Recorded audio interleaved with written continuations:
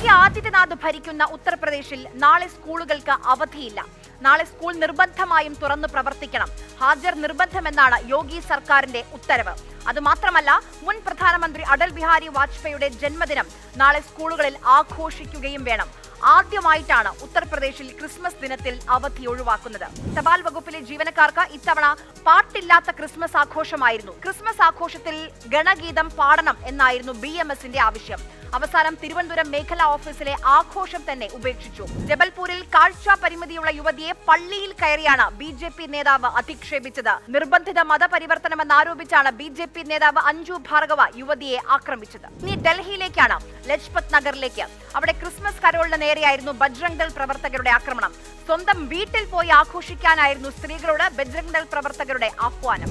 അടുത്ത ദൃശ്യം BJP ആദ്യമായി അധികാരത്തിൽ വന്ന ഒഡീഷയിൽ നിന്നാണ്. ജീവിക്കാൻ വേണ്ടി തെരുവോരത്ത് സാന്റാ തൊപ്പി വിൽക്കുന്ന ഒരു പാവം ചെറുപ്പക്കാരൻ. ഇതൊന്നും ഈ നാട്ടിൽ പറ്റില്ല എന്നാണ് BJPയുടെ തിട്ടൂരം. ദൃശ്യങ്ങൾ കിട്ടിയ ആധികാരികമെന്ന് ഉറപ്പുള്ള 5 സംഭവങ്ങൾ മാത്രമാണ് പറഞ്ഞത്. അറിയാത്ത, കാണാത്ത, ദൃശ്യങ്ങൾ പുറത്തുവരാത്ത എത്രയുണ്ടെന്നറിയില്ല. ഇത് മതനിരപേക്ഷ കേരളമാണ്. ഇവിടെ ഞങ്ങൾ ഓണവും ക്രിസ്മസും പെരുന്നാളും എല്ലാം ഒന്നിച്ച് ആഘോഷിക്കും. മതമുള്ളവർക്കും മതമില്ലാത്തവർക്കും ജീവിക്കാൻ അവകാശമുള്ള മണ്ണാണ് കേരളം. ഉത്തരേന്ത്യയിൽ നമ്മൾ ഇപ്പോൾ കണ്ട ഈ തിട്ടൂരത്തിൽ ആളുകൾ ഒരുപക്ഷെ ഭയക്കുമായിരിക്കും. പക്ഷേ കേരളത്തിൽ ഇവിടെ നിങ്ങൾ ഒരു കരോൾ തടസ്സപ്പെടുത്തിയാൽ 1000 കരോൾ നടത്താൻ മലയാളികൾ ഒരുമിച്ചിറങ്ങും. ഇതരമത വിദ്വേഷത്തിന്റെ വിത്തുകൾ കേരള നാട്ടിൽ എത്ര വിതറിയാലും മുളക്കില്ല. ലോകത്തിനാകെ സമാധാനത്തിന്റെയും പ്രത്യാശയുടെയും സന്തോഷമാണ് ക്രിസ്മസ്. സമത്വത്തിന്റെയും പരസ്പര സ്നേഹത്തിന്റെയും ക്രിസ്മസ്. നിങ്ങൾ എത്ര ശ്രമിച്ചാലും ഉത്തരേന്ത്യയിൽ നിന്ന് കേരളത്തിലേക്കുള്ള ദൂരം അത് നിങ്ങൾക്ക് താണ്ടാനാകില്ല.